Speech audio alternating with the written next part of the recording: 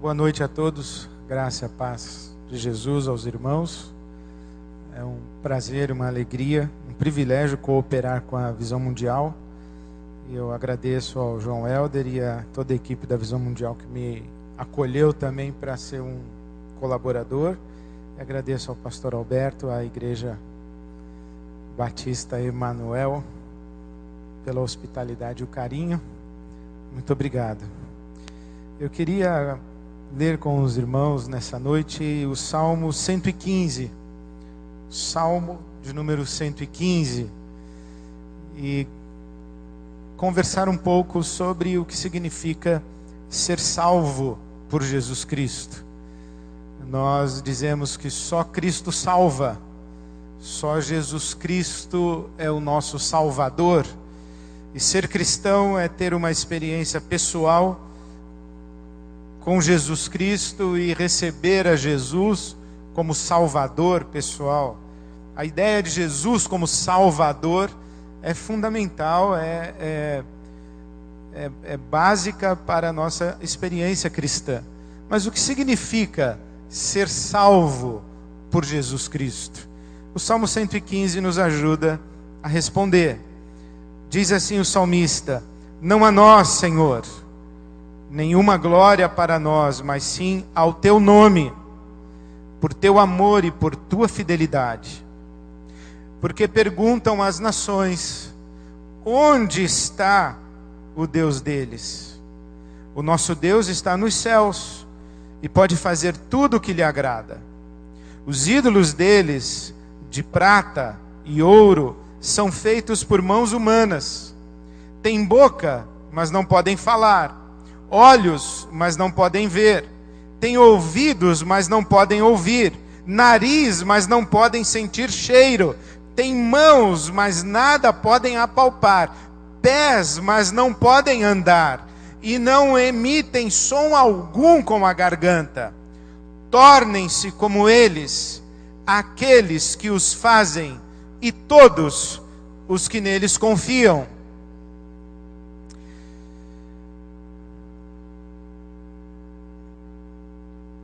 O que significa ser salvo por Jesus? Para respondermos essa pergunta, seria interessante também nos perguntarmos o que significa estar perdido, ou de que perdição nós estamos falando. Na Bíblia Sagrada, a perdição do homem é estar alienado de Deus, é estar separado de Deus, é estar em inimizade contra Deus, é estar distante de Deus, é negar a Deus. Negar não necessariamente a sua existência, mas necessariamente a sua autoridade. O conceito mais fundamental de pecado na Bíblia Sagrada não é relacionado a comportamento moral. Pecado como roubar, matar, mentir. Mas na Bíblia Sagrada o conceito fundamental de pecado diz respeito a uma condição humana. Esta condição de estar separado de Deus, alienado de Deus. E estando alienado de Deus, distante de Deus, em relação rompida com Deus, é que o ser humano venha a ser isso que nós conhecemos, especialmente quando nós nos olhamos no espelho. A questão não é o que eu faço ou deixo de fazer. O pecado que eu cometo, ou a boa ação que deixo de cometer. Se você ler a Bíblia com cuidado, você vai ver que no Velho Testamento, especialmente na lei de Moisés, o pecado tinha a ver com o que eu faço e deixo de fazer. Não guardar o sábado, não honrar o pai ou a mãe, dar falso testemunho, cometer adultério, é o que eu faço. Jesus vai um pouco mais longe na sua compreensão do pecado e, na verdade, ele vai interpretar a lei de Moisés, levando a consciência dos seus contemporâneos para um melhor entendimento do que a lei estava dizendo. Quando Jesus diz: olha, não interessa se você não matou uma outra pessoa, Se você odiou ou odeia, é o mesmo que tivesse matado. Não interessa se você cometeu adultério ou não, mas se você olhou para alguém com desejos impuros e não legítimos ou ilícitos, você fez o mesmo que adulterar. O que Jesus está dizendo é que na lei de Moisés, o pecado era o que eu faço ou deixo de fazer. Jesus está dizendo, não, o pecado tem mais alguma coisa, além do que faço ou deixo de fazer, tem a ver com as minhas motivações interiores. Tem a ver com o meu mundo interior. Tem a ver com os meus desejos, tem a ver com as sombras da minha alma. Já o apóstolo Paulo dá um passo ainda além. E ele diz, olha, a questão não é apenas o que eu faço ou deixo de fazer, não é apenas que eu tenho desejo de fazer o mal, mas não faço, não é apenas que eu tenho intenções que não são nobres. O problema é que bem algum habita na minha carne. Miserável homem que sou, eu sou pecador. É o que eu sou, é a minha condição humana. É isso que é o pecado. E essa condição que faz com que o apóstolo Paulo grite, miserável homem que sou, é a nossa grande perdição. E qual é a nossa grande perdição e qual é a nossa condição? Alienados de Deus, nós vamos construir os nossos próprios deuses. Num certo sentido, não existem ateus. Ou melhor, todo mundo é ateu. Porque ateu é aquele que descrê de Deus, mas é também aquele que descrê de um Deus. Por exemplo, quantos aqui consideram que Krishna é Deus e deve ser adorado? Alguém é um adorador de Krishna? Ninguém? Então, no mundo há adoradores de Krishna, mas aqui todos nós somos ateus de Krishna. Nós não dizemos que ele é um Deus. Por exemplo, alguém aqui considera a vaca um Deus a ser adorado? Mas no mundo tem pessoas que consideram que a vaca é um Deus. E nós somos ateus da vaca. É uma boa experiência nossa. Eu sou ateu da vaca. Então, todos nós somos ateus de algum Deus. Mas, por exemplo, quantos aqui consideram o dinheiro um Deus? Pelo menos um honesto levantou a mão, irmão. Tá bom. Jesus falou que o dinheiro poderia ser um Deus. Ele disse, não se pode servir a Deus, e ele estava se referindo ao Pai Celestial, e a Mamon. O que é Mamon? Mamon é dinheiro elevado à categoria de Deus. Dinheiro elevado à categoria de Deus é Mamon. Isto significa que alguém olhou para o dinheiro e disse, olha, o dinheiro é tão importante na minha vida, que é, na verdade, a coisa mais importante da minha vida. E por ser a coisa mais importante da minha vida, eu estou disposto a sacrificar todas as outras coisas para ter dinheiro. E essa coisa chamada dinheiro, que é tão importante na minha vida, é tão importante que dita os meus valores, as minhas prioridades, a minha agenda, as minhas relações pessoais. Se eu vejo que vou ter vantagem financeira ficando seu amigo, eu sou seu amigo. Se eu vejo que você vai me pedir um emprestado, eu já não quero ser seu amigo. Então o dinheiro está dizendo como é que eu devo me relacionar com você, se é que eu devo me relacionar com você. Então o que é um Deus? Deus é isso que se torna a coisa mais importante da nossa vida. e que uma vez que se tornou a coisa mais importante da nossa vida, assume o controle da nossa vida, e nos escraviza, e faz com que a nossa vida se organize em função dessa coisa mais importante. Isso é um Deus. Por exemplo, o poder pode ser um Deus, o sexo pode ser um Deus, a aparência física pode ser um Deus, uma mulher pode ser uma deusa, um homem pode ser um Deus. Porque na verdade nós sempre vamos devotar a nossa vida a alguém ou a alguma coisa. E principalmente a Bíblia Sagrada diz que nós mesmos podemos ser os nossos próprios deuses. Só que a Bíblia Sagrada diz que quando você escolhe como Deus algo ou alguém que não é Deus, você escolheu um ídolo. Se não é Deus, é ídolo. Se não é Deus, é um Deus falso. É um pseudo-Deus, um falso Deus. Que você vai servir. Que você vai adorar. E a Ele você vai se devotar. E à medida em que você adora os seus deuses falsos, diz a Bíblia Sagrada que você se torna semelhante aos deuses que você adora. É isso que está escrito aqui. Tornam-se ou tornem-se semelhantes aos ídolos todos aqueles que os fazem e todos aqueles que neles confiam. E aqui aprendemos uma coisa muito interessante que o Papa Francisco resumiu muito bem. O Papa Francisco disse o seguinte: o oposto da fé não é a incredulidade.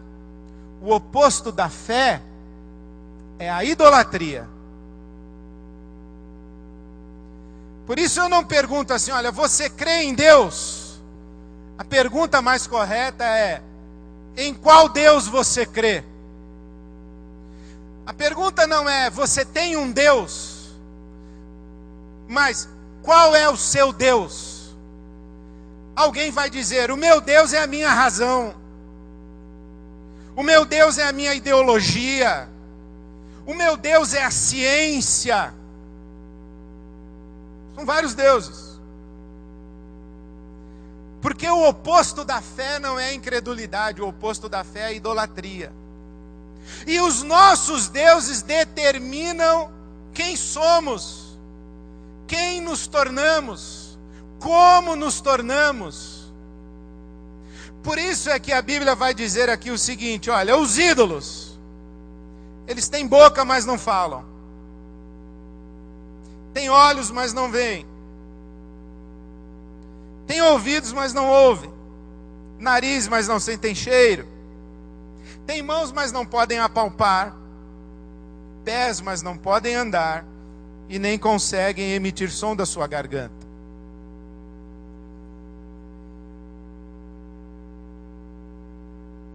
Sabe qual é o conceito de perdição que está nesse salmo? E o conceito de perdição que atravessa toda a Bíblia Sagrada? Nós temos uma palavra mais atual para descrever isso. Desumanização. Desumanização. Deus criou o ser humano à sua imagem e semelhança.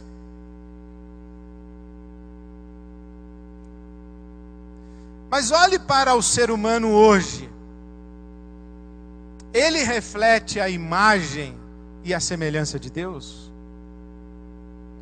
Um ser humano que não reflete a imagem e a semelhança de Deus está desumanizado.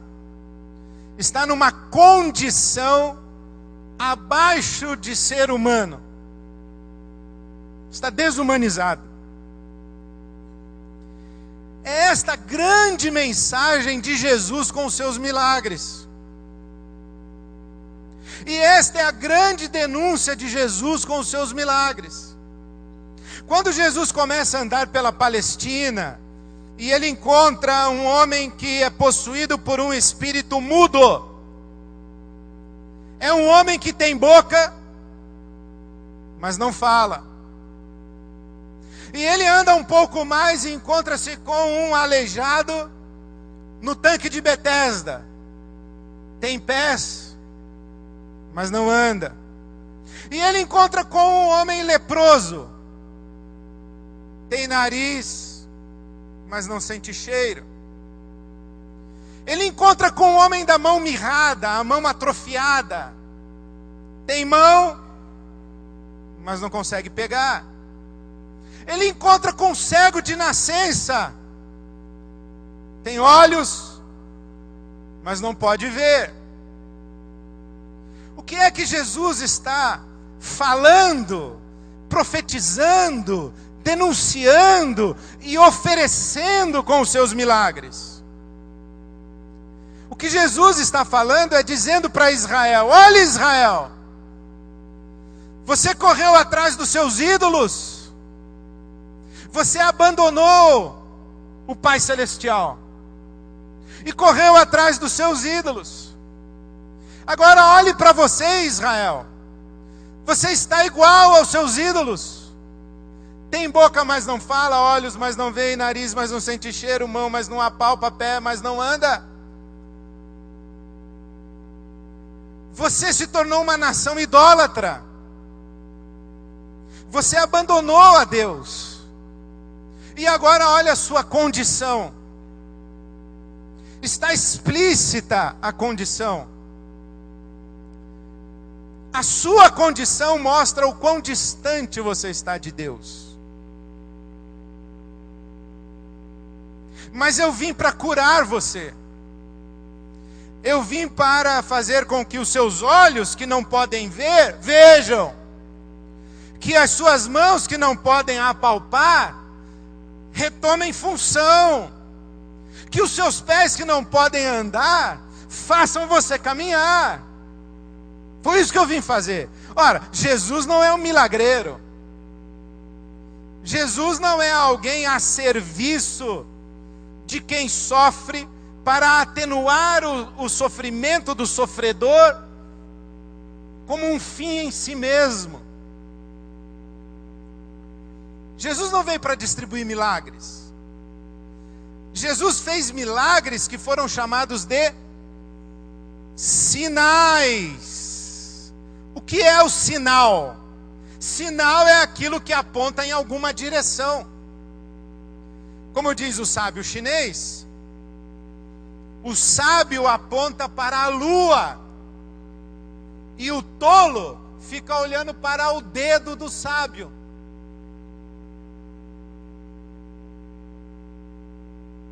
Os milagres de Jesus apontam para alguma coisa. E os tolos se perdem olhando os milagres. Os milagres de Jesus apontam em alguma direção. E os tolos, eles querem só os milagres. Mas o que os milagres de Jesus estão dizendo é: vejam como vocês que se afastaram do meu Pai se desfiguraram como gente, como seres humanos. E vejam como eu vim salvá-los, redimi-los. Isto é, vejam como eu vim para reconciliá-los com o meu Pai e devolver a vocês a sua legítima humanidade. Fazer com que a imagem do meu Pai seja restaurada em vocês. Fazer com que o reflexo do meu Pai seja visto na sua face. Agora, convenhamos, as nossas deformidades físicas são inescondíveis.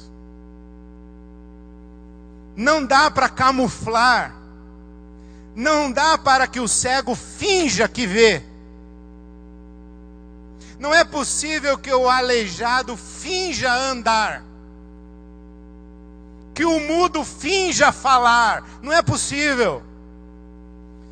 Então esses déficits físicos que hoje, com legitimidade, nós chamamos de condições especiais, pessoas que carecem de cuidados especiais. Estas pessoas foram objeto ou alvo do cuidado amoroso de Jesus em seu ministério terreno. Mas elas também foram sinais.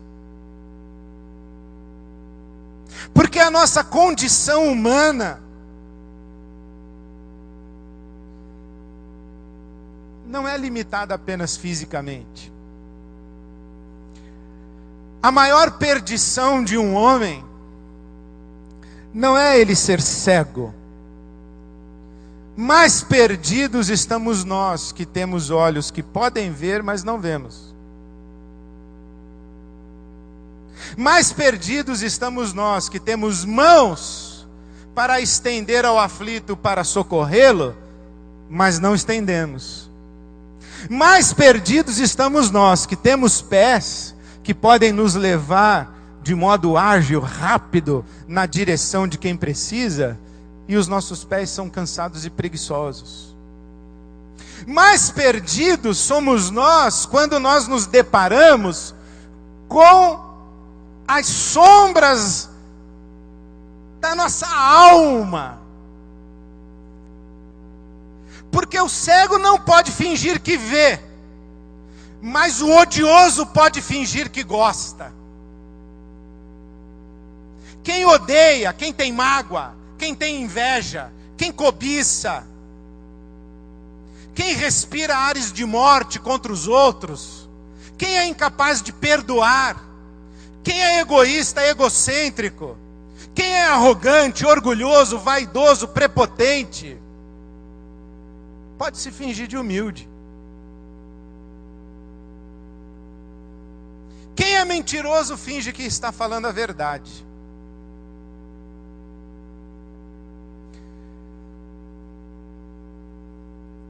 E na verdade são estas as questões que mais refletem a nossa condição de pecadores.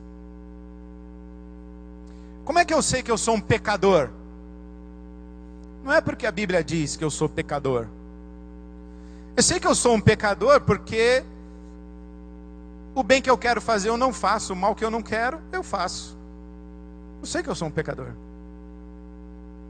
Não precisa você me dizer que eu sou um pecador. Eu já sei que eu sou um pecador. Eu me conheço. Não me conheço plenamente, mas me conheço bem melhor do que você me conhece. O Milor Fernandes diz assim: quão admiráveis são as pessoas que não conhecemos muito bem. As pessoas que a gente conhece de longe são maravilhosas. De vez em quando eu sou apresentado em alguns lugares que se a minha mulher tivesse sentada no primeiro banco, ia dizer para quem me apresentou: casa com ele, leva para sua casa. Mas eu sei quem eu sou. Eu sei quais são as deformidades da minha alma. Eu sei quais são os meus déficits humanos. Eu sei das minhas perdições, eu sei das minhas taras, eu sei dos meus traumas, eu sei dos meus pensamentos mesquinhos, eu sei da minha tendência egoísta, eu sei quem eu sou. E quando eu ouço que Jesus é meu Salvador, eu penso: o Senhor pode me salvar mesmo dessa condição? E Ele diz: sim, eu vim para te salvar dessa condição. Que condição você está falando, Ed? Desse ódio que eu tenho no meu coração contra o meu pai, dessa inveja que eu tenho do meu cunhado, dessa indiferença que eu tenho para com o meu vizinho, dessa raiva que eu tenho do meu chefe, dessa vontade que eu tenho em relação à minha sogra. O Senhor consegue me salvar disso? Jesus fala: eu te salvo disso. Porque o que Jesus está fazendo ao curar as pessoas que curou é fazendo com que Israel lembre do Salmo 115. E lembre que afastar-se de Deus é afastar-se da humanidade. É afastar-se da identidade mais legítima do ser humano, que é ser humano. Ser humano. E veja se isso não está na Bíblia. Romanos capítulo 1. A ira de Deus se manifesta dos céus contra toda impiedade e injustiça que se pratica entre os homens. Por quê? Tendo conhecido a Deus, tendo conhecido o Criador, tendo conhecido a Deus daquilo que se pode conhecer, que está expresso na sua criação, não adoraram a Deus como Deus, mas adoraram aos ídolos, aos animais, fizeram imagens, e se perderam como seres humanos, perderam seu senso de identidade, perderam seu senso de dignidade, desenvolveram sociedades criminosas, desenvolveram relacionamentos de guerra, de violência, desenvolveram sociedades de competição em que, quando eu ouvi essa expressão, eu fiquei chocado. Nós falamos dos pobres, mas há alguns sociólogos hoje que falam dos pobres como sobrantes. Você imagina que você chegar para uma pessoa e falar: você é um sobrante. Sobrante do quê? Você é sobrante, você sobrou. Sobrou do quê? Sobrou do mercado. Você não tem dinheiro para comprar chinelo, comer no meu restaurante, não paga o meu seguro-saúde, não compra o remédio que eu fabrico, você não me interessa. Você sobrou. E você não sabe ler, você não sabe escrever, você não tem uma profissão, você não me interessa, você sobrou. Sobrou do mercado de trabalho, sobrou do mercado de consumo, sobrou na vida. É um sobrante. E quem construiu essa sociedade com sobrantes? Eu e você, nós. E Jesus está dizendo: viu como vocês se desumanizaram e se perderam? Parábola do filho pródigo. Quem é a parábola do filho pródigo? O menino vai para o pai e diz: pai, não quero mais saber de ficar aqui na sua casa, não quero mais saber de obedecer suas ordens, trabalhar na sua fazenda, não dá mais. Eu quero a minha parte da grana e da minha herança, e eu quero ir embora, viver a minha vida. Não é isso a parábola do filho pródigo? Na verdade, olha o que o camarada falou para o pai. Herança é uma coisa que você recebe quando o seu pai... Imagina, o filho chega para o pai e fala: papai, é o seguinte, eu queria mesmo que o senhor morresse logo. Mas já que o senhor não morre, o senhor fica aí atrapalhando a minha vida, tem jeito de o senhor liberar a herança e eu vazar e viver minha vida, mesmo com o senhor vivo? Pode ir, meu filho. O pai deu a parte da herança, pode ir, meu filho. Foi para uma terra distante, viveu como bem entendeu, escolheu quais eram as coisas mais importantes da vida dele, se devotou a elas, deixou o pai de lado e foi parar onde? Comendo com porco. Foi parar num chiqueiro. Um dia meu filho chegou em casa chorando. Falei: que foi, meu filho? Ele falou: pai, eu vi uma cena que eu não quero ver nunca mais, e ainda bem que você não estava lá, que você não viu. O que era? Ele disse: sabe quando a calçada tem um ponto de água brotando assim, vazando, que tem um cano furado, e tem um pontinho de água que está vazando na calçada? Eu vi um homem agachado, tentando beber daquela água. E eu peguei aquele homem, levantei e abracei ele e falei assim: você não é um cão, você não é um bicho, você é um ser humano, não beba dessa água.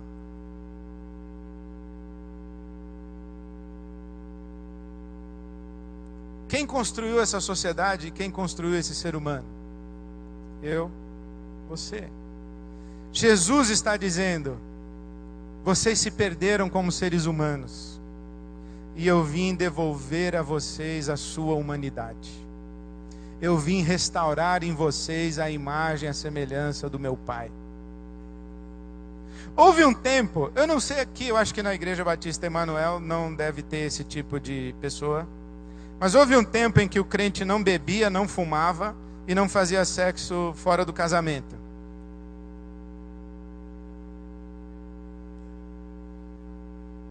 O que era ser crente? Não bebo, não fumo e não faço sexo fora do casamento. Vocês acham que essas três coisas ainda explicam o que é ser crente? Fora aqui de Recife, aqui sim, mas no resto do mundo. Ser crente é colocar a roupa de ver Deus no domingo, pegar a Bíblia e ir para a igreja? Então, o que é ser salvo por Jesus, se não é ter a sua humanidade restaurada, redimida, resgatada, em processo de libertação constante, para que a gente vá se tornando gente. Menos bicho, menos coisa, menos anjo e anja, porque tem uns irmãos aí que acham que são anjos. Eles não têm desejos pecaminosos, não odeiam ninguém, não têm inveja de ninguém. Eles estão prontos. Aliás, Deus já devia ter levado esses caras para o céu. O que é ser salvo por Jesus? Ou o que é experimentar a salvação, se não é experimentar este favor de Deus que vai resgatando em nós a nossa humanidade, que vai compartilhando conosco o senso de justiça, generosidade, solidariedade, capacidade de perdoar, coração que partilha, coração que se importa. Ser humano. Por isso que é ser salvo por Jesus. Ser salvo por Jesus é ser gente. Gente que reflete a imagem e a semelhança de Deus. E agora, passaram-se todos esses anos e a metáfora bíblica já foi usada. As pessoas que conhecemos e com elas convivemos, algumas têm necessidades especiais, como são cegas. Elas não conseguem andar. São surdas e por isso não conseguem falar. Mas elas são gente. Elas têm apenas um probleminha de visão. Mas dentro delas, a sua humanidade foi resgatada. A sua identidade foi resgatada. A maneira como você fala, a maneira como você vive, como você se relaciona, como você administra seu tempo, como você trata as pessoas, são essas coisas que mostram se você é gente ou se você não é gente. Uma vez eu estava numa igreja, era o pregador da noite. Depois daquela celebração, o pastor me convidou para jantar e eu fui. Não devia ter ido, porque eu o admirava tanto. Porque ele cumprimentava as pessoas, meu querido, meu amado. E eu falava, poxa, mas que homem amoroso esse. Mas eu vi como ele tratou o garçom no restaurante e o manobrista do carro. Aí eu falei, ué? Será que o pastor ficou no gabinete pastoral e veio jantar comigo? Quem veio jantar? Aí eu percebi que eu estava diante de uma personagem, mas que na vida real mesmo, não era gente. Olhava pessoas de cima para baixo, tratava com desrespeito. Falei, ué, mas o que o Evangelho fez na vida desse homem? Aí eu logo pensei, será que eu sou assim também? Será que as pessoas que convivem comigo, elas podem dizer assim, não, o Ed é um cara que Jesus salvou e está salvando. Conheço o Ed já há 10 anos, é que você não conheceu antes. Mas Jesus salvou e está salvando. Ele está ficando cada dia mais gente. Ele está ficando cada dia mais parecido com Jesus. O que me faz lembrar, para encerrar, a história de David Livingstone, que foi evangelizar a África, ou o missionário foi evangelizar a África, e quando começou a falar de Jesus para aqueles homens, para aquelas tribos, as tribos disseram, esse Jesus aí já veio aqui.